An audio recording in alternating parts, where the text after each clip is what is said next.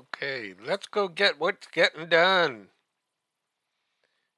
You're clicking your back molars with Palm Swipes After, a pond of death, the latest episode of Mom Swipes Left, a pee hole flapping with force podcast with two middle-aged women who are so full of static all the time, and they'll make excellent stealth assassins in their golden years.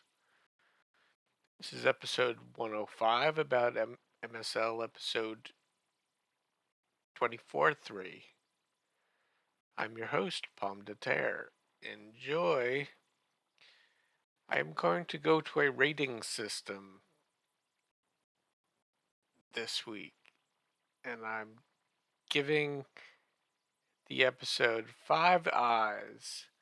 That's potato eyes, because they're kind of weird and funny and gross, like MSL. Except in my case, of course, because I just have these two beautiful brown peepers. Now, because Jen and Carol are so thirsty and they always want to know what I laughed at after listening to the show, I created a table for myself of my laugh tally. I tried rating the laughs, but that would be too much. I'll just broadly go through the list. We've got a great Jen attempted pronunciation of urethra.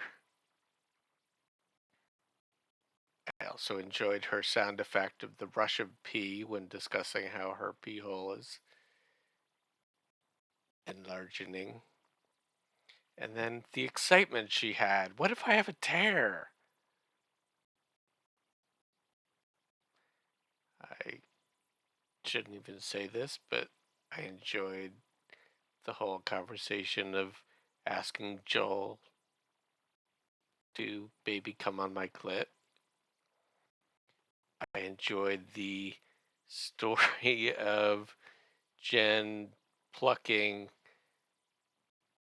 various wiry items from pimple leavings while sitting on her perch, and that she lost her curly pokey thing because she sneezed. Just created a nice visual. I also enjoyed that she can't get rid of the hair on her balls. A lot of good conversation about the benefits of tweezing over waxing.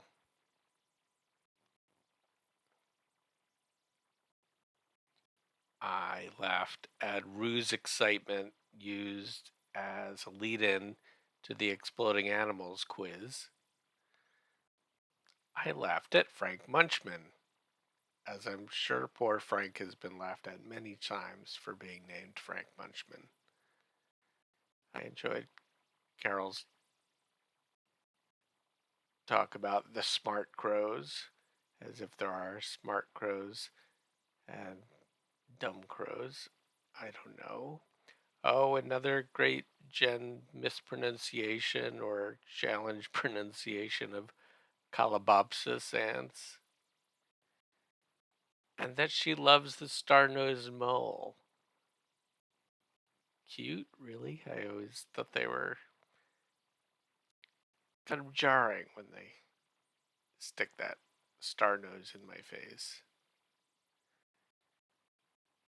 I enjoyed the stretching sound of a bloated, about to explode whale. I enjoyed Carol's moan at the mention of bats penetrating all areas of the country. Also, that she likes bats, which was a nice callback lisp to Schlumschlash. Then talking about the explosive termite backpacks, on seeing a picture of the termites, Carol's reaction of, oh shoot. Oh shoot, I think. Sorry, bad reading. I laughed at Carol not knowing how static electricity works. the acronym quiz was a lot of fun, largely because I just like hearing Jen's gears turn as she tries to figure out answers to quiz questions. This raised a little bit of a pet peeve of mine. I may have mentioned before how I feel like certain words should be more representative of themselves. So, acronym, in my mind, should in fact be an acronym. Kind of like how palindrome should actually be called palinolap, and onomatopoeia should be burp slap. And the acronym of acronym could be abbreviated characters representing other nomenclature or yo mama, or just Akron. Would probably be the easier way to go. I laughed at Jen trying to come up with the guess for laser. I took it upon myself to figure out an acronym for Towser. So Towser could be an acronym for teardrop on women's subwaist exterior ram hole. I'll say that again slowly, shall I? Towser, Towser, teardrop on women's subwaist exterior ram hole. I learned something about spam during the quiz, which I always thought just stood for spicy ham. I enjoyed Jen's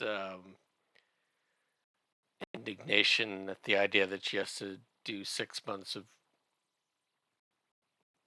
good work at her new job to achieve the acronym title of ODD. I don't remember what it stands for.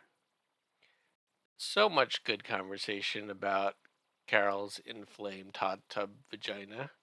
How huge! Just a little bit of itchy itch. And Jen's solution of just meditate on not getting a puffy vagina. Other quotes from the conversation I enjoyed. I don't know what makes a cooter itchy. Scratch it with a cock. Actually, I think I said that. They didn't say that. But there was a suggestion of condoms that are a little bit scratchy for those times when you need a little bit of relief. So I'm wondering if we could call them tender loofah condoms. Why do I have such a sensitive Susan? Asked poor Carol. And Jen's idea of magically bringing her pH neutralizing cooter to Carol's hot tub and then toddling off happily made me smile. I'm not a laugh ha ha kind of potato, but I enjoy. That's okay, ladies.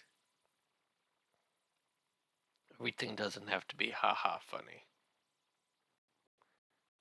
A little bit of fact checking or clarification. There was a shit list about the clocks changing and the fact that it seems to happen later than it used to in the fall and maybe also in the spring. I don't know, but I looked it up. So apparently it changed in 2007 to the second Sunday of March, starting daylight savings time the second Sunday of March and ending on the first Sunday of November as part of the Energy Policy Act of 2005. So I'm sure, as usual, there was some bullshit reason for why changing the clocks saves energy and consequently the planet. So do your duty and change your clocks and bitch about it. Right, coming up on 10 minutes. I knew that was going to happen. If I actually talk, it takes longer. Gotta stop now.